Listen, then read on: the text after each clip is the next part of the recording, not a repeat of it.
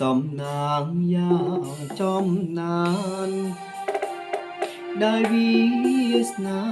បាននាំឲ្យរូបខ្ញុំចាប់ចិត្តគិតផ្សងបំណងលើមុំអោកំពុងធំឡើងជីវិត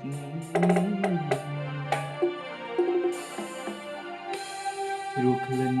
កុលាបជ្រាបសពប្រានត្រជាក់ព្រៀបបាននឹងទឹកអ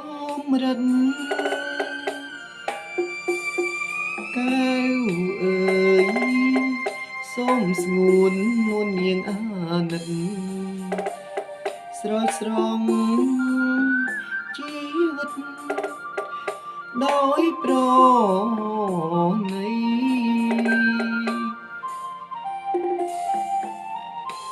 ព្រាមសូមសច្ចាចំពោះមុខអើមានភ្នំសន្តិកជាសាងសី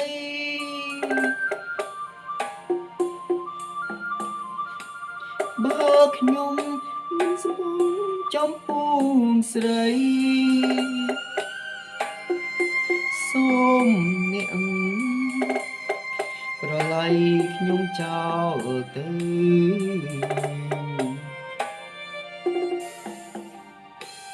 អោកំពុងធំ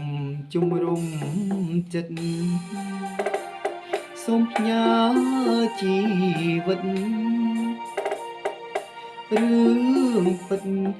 នឹងបើ